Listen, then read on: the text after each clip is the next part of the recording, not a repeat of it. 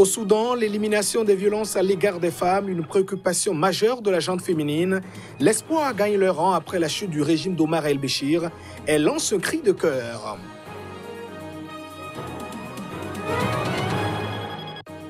La défaite de la chef de l'exécutif hongkongais aux élections locales, Carrie Lam, promet désormais écouter humblement les manifestants. Elle bénéficie toujours du soutien de Pékin.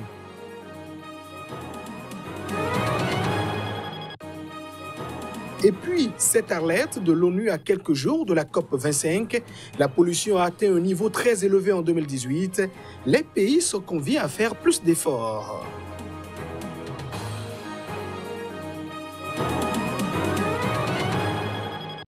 Voilà donc pour le sommaire de cette édition. Merci donc de nous choisir pour vous informer. L'espoir dans le rang des femmes au Soudan après la chute du régime d'Omar el-Béchir. Elle plaide pour l'élimination totale des violences à leur égard. Ce 25 novembre consacrait justement une journée dédiée à cette fin. Reportage.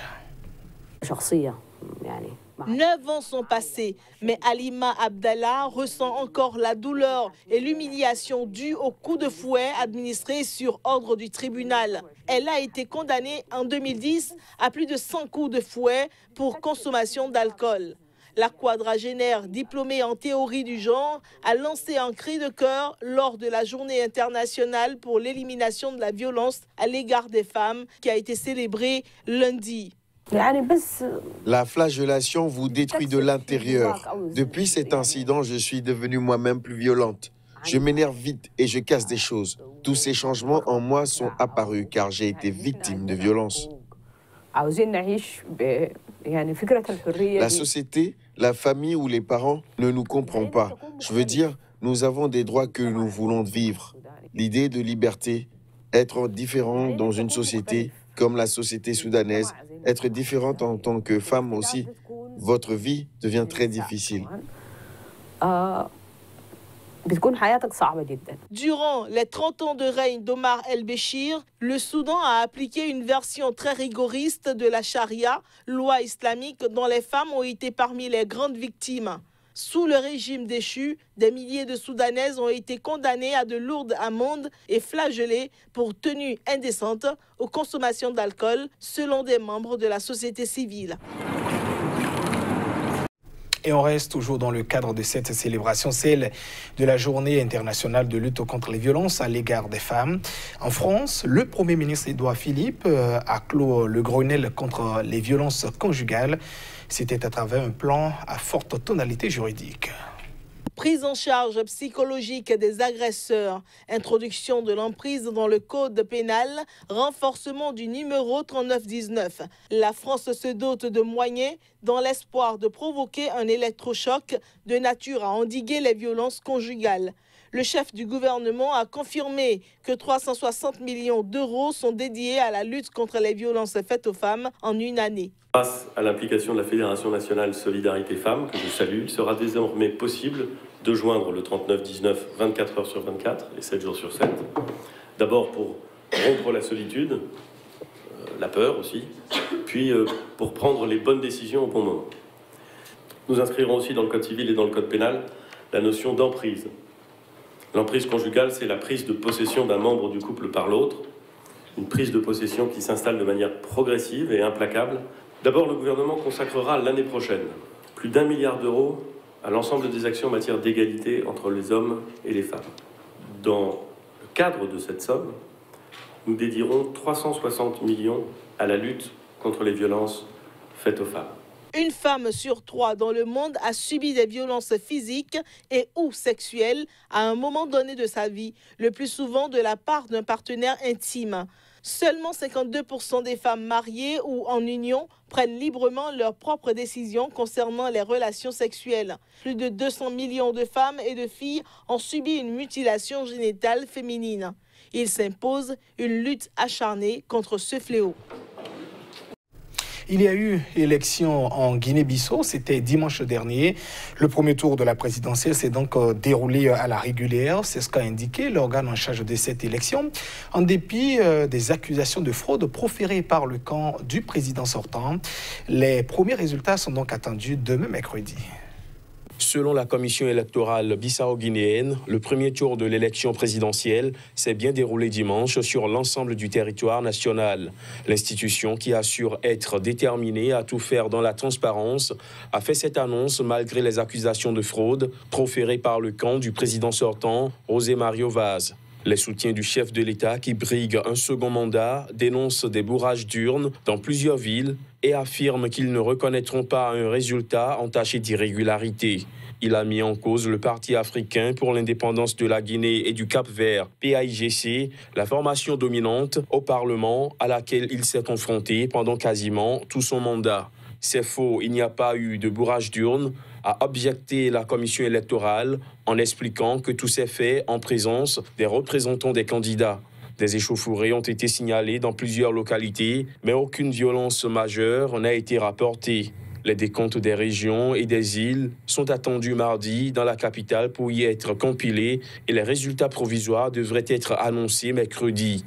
Les électeurs étaient appelés dimanche à choisir leur prochain président parmi 12 candidats, tous des hommes.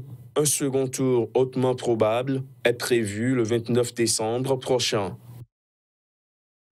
En République démocratique du Congo, à présent, au moins 29 personnes sont mortes. C'était dimanche dans un crash d'un petit avion de ligne qui s'est écrasé 2 minutes après son décollage sur 2 maisons d'un quartier populaire de Goma. Un survivant figure parmi les 19 personnes qui se trouvaient donc à bord de l'appareil. Il a été hospitalisé ainsi que 16 autres blessés. Le crash d'un petit avion de ligne survenu dimanche en République démocratique du Congo a tué au moins 29 personnes. L'appareil s'est écrasé 2 minutes après son décollage sur 2 maisons d'un quartier populaire de Goma, dans l'est du pays. D'après le gouvernement provincial de la province du Nord Kivu, on note un survivant parmi les 19 personnes qui se trouvaient à bord de l'avion. Celui-ci a été hospitalisé avec 16 autres blessés.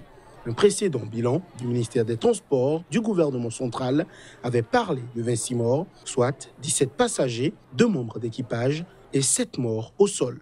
L'appareil de type Dornier 228 de la compagnie Bouzibi s'est écrasé sur 2 maisons du quartier Birere Mapendo, peu après 9 heures, à côté de l'aéroport construit près de la frontière avec le Rwanda, au milieu de zones densément peuplées. L'avion devait assurer une rotation vers Beni via Butembo, à 350 km au nord de Goma. Dans un communiqué rendu public, le gouverneur de la province du Nord Kivu, qui a rapporté que le pilote a raté son décollage, explique que les causes de l'accident ne sont pas encore connues, mais une enquête est en cours. L'avion aurait connu des problèmes de moteur dans les jours précédents.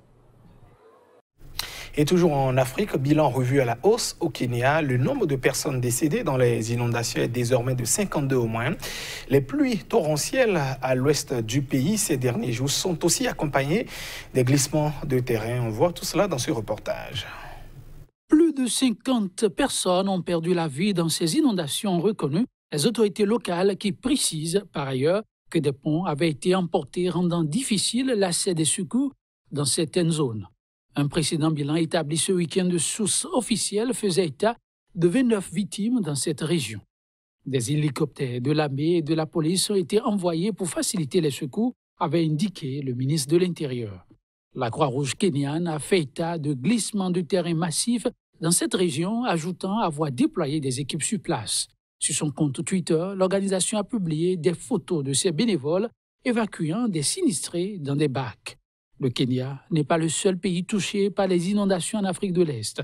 Ainsi, en Tanzanie voisine, au moins 10 personnes se sont noyées dans la nuit du vendredi à samedi, emportées par une rivière en crue dans l'extrême ouest du pays, dans le district de Mwanza. Les précipitations ont aussi fait des dizaines de milliers de déplacés en Somalie, submergé des villes entières du Soudan du Sud et fait plusieurs morts en Éthiopie depuis début octobre.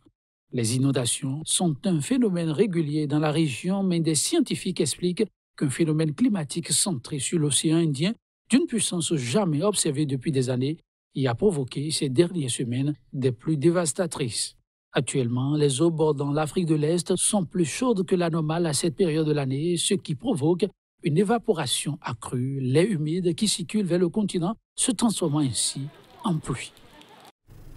Et cette victoire écrasante des candidats pro-démocratie aux élections locales à Hong Kong, le scrutin paraît banal mais très important.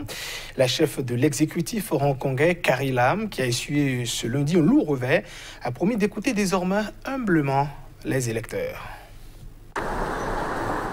Le scrutin de dimanche à Hong Kong est révélateur d'un large soutien des habitants à un mouvement de contestation sans précédent dans l'ex-colonie britannique.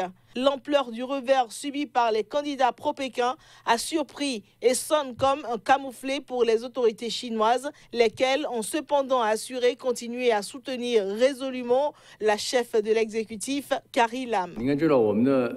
Le gouvernement central chinois soutient sans faille la chef de l'exécutif Carrie Lam, qui dirige le gouvernement de la région administrative spéciale dans le respect de la loi. Il soutient résolument la police de la RAS pour mettre fin à la violence et rétablir l'ordre, et soutient résolument les organes judiciaires de Hong Kong dans la répression des actes violents et illégaux pertinents.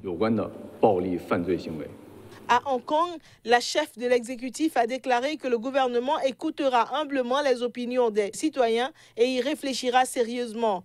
Elle n'a livré aucune précision sur ce qu'elle entend faire, mais ses opposants l'ont aussitôt invitée à accéder à leurs 5 revendications, dont l'avènement du suffrage universel dans la mégapole de 7 500 000 d'habitants et une enquête sur ce qu'ils considèrent comme des violences policières. Des dizaines de conseillers nouvellement élus se sont rendus lundi soir au siège de l'Université Polytechnique où sont retranchés des protestataires radicaux pour demander à la police de les laisser sortir librement. Et puis la pollution constitue une préoccupation cruciale pour l'Organisation des Nations Unies qui s'est alarmée ce lundi. Les principaux gaz à effet de serre à l'origine du réchauffement climatique dans le monde ont franchi de nouveaux records de concentration en 2018. Aucun signe de ralentissement n'est visible par rapport à la quantité de gaz à effet de serre accentuant le réchauffement climatique. Le cri d'alarme est lancé à quelques jours de la réunion annuelle de l'ONU sur la lutte contre le changement climatique, la COP25, qui se tiendra du 2 au 13 décembre à Madrid. Les nombreux engagements pris au titre de l'accord de Paris sur le climat n'y ont rien changé. La concentration des gaz à effet de serre dans l'atmosphère ne diminue pas. D'après le secrétaire général de l'Organisation météorologique mondiale, à l'occasion de la publication du bulletin annuel sur les concentrations de gaz à effet de serre. Ce rapport rend compte non pas des quantités de gaz à effet de serre qui sont libérées dans l'atmosphère, mais de celles qui y restent, sachant que les océans absorbent environ le quart des émissions totales, tout comme la biosphère dont font partie les forêts. À en croire les scientifiques, le dioxyde de carbone, qui est associé aux activités humaines et constitue le principal gaz à effet de serre persistant dans l'atmosphère, a battu un nouveau record de concentration en 2018 à 407,8 parties par million, soit 147% de plus que le niveau pré-industriel de 1750. L'inquiétude de l'OMM est d'autant plus forte que l'augmentation annuelle de la concentration de CO2 qui persiste pendant des siècles dans l'atmosphère a été supérieure au taux d'accroissement moyen des 10 dernières années.